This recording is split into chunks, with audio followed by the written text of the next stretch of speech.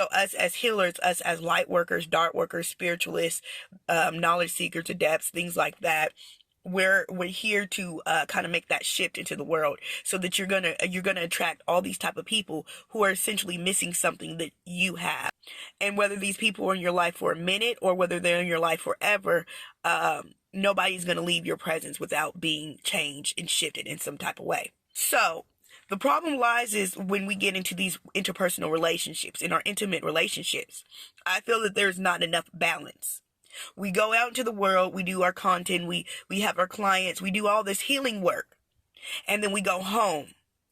And the problem is, because most of us, if you are one of these people I'm talking about, you like to see the good in all situations because you're wired to do that. You're here for change, right? So your mind automatically sees the good in everything. You don't know how to see the bad in nothing. So you see the good in all that is around you. Well, what ends up happening is we bring that same philosophy into our interpersonal, intimate relationships. And then what ends up happening is we get with these partners. And because we're not looking at the relationship as what it is, we're looking at it as what it could be. We're looking at it as who that person could be, because we see the best in people as well. Two things end up happening. Number one, either that person, because they're not in alignment with the type of change that comes with you, they end up pushing away and you're met with heavy resistance, or you end up depleting all your energy and trying to pour into the situation to try to gloss it up and make it as good as you think it should be, that you're depleted. Or you get frustrated with yourself. Or you start second guessing yourself and your own abilities. Like, why can't they see what I'm trying to do here? Why can't they try to see what's going on, what they can have, what's in front of us? Why is their mind not shifting? It's because they're not supposed to shift yet. See, in this journey as a healer or a spiritualist or a knowledge seeker, it is kind of like a lonely journey. We're the ones that go through a lot. We're the ones that go through the most. And we're the ones that have to go through the most alone. Because not a lot of people are where we are. Not a lot of people are where we are because we're meant to bring people up to where we are. So we learn quickly. We learn because we go through a lot of things, and it shifts us very quickly, very intensely. A lot of us healers have a lot of that Kali energy, men or women alike. And if you don't know about the goddess, the archetype of Kali, you need to learn about her, because a lot of us, we have that very destructive, very transformative, very intense energy. I want you to consider these things, these points on how to combat that. Number one, everybody's not ready to be healed, and everybody's not ready for the type of change that you're ready for, and that is okay. That is okay. They're just not in alignment with it. Number two, try to look at things when it comes to your intimate relationships. Draw a separation between your work and your calling and your passion and things you do, and then your intimate relationships. A lot of that work should have already been done by your partner that they need to do. It's not up to you to control the movement and the dynamics, especially if you're a woman. If you're a woman healer, this mostly applies to you even more so.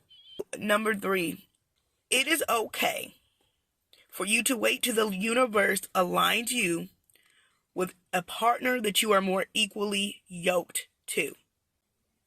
I'm telling you, it may be hard to gather and it may be hard to fathom, but there are people that are more in alignment with the type of healing work that you have already done on yourself, and that can see things the way you see things. So that when you're coming with these emotions and you're coming with this energy that you have about you, they're able to maneuver and understand it and kind of help the situation shift.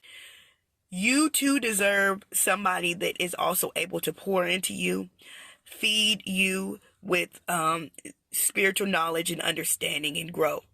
It's not up to you to have to do all the work. You too deserve to breathe and rest and have somebody else kind of take on some of that responsibility. Everything's not up to you to do. Everything's not up to you to fix. Everything's not up to you to heal. The work that you do out there is the work that you do out there, but you have to draw a line when it comes to your interpersonal relationships, because I'm telling you right now, it will be a recipe for disaster if you try to bring that same mindset into the relationship.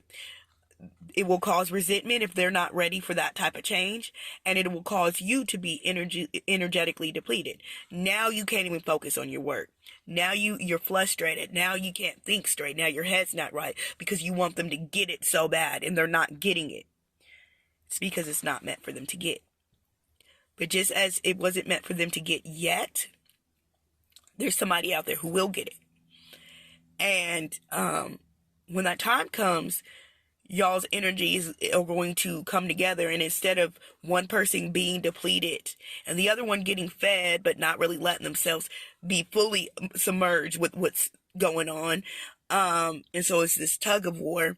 Instead of that happening, both of you guys are going to come together, and it's going to be whatever energy that they've got and whatever energy that you've got is actually going to be amplified, and then it's going to grow and blossom and be very beautiful, and then you guys can pretty much conquer the world together. Not everybody's there. Don't try to make every situation your fairy tale situation. Let things be what it is, and that's okay too. Us as healers, we're phenomenal people. We're great at what we do. But some of us struggle when it comes to intimate relationships because we have not yet learned that balance.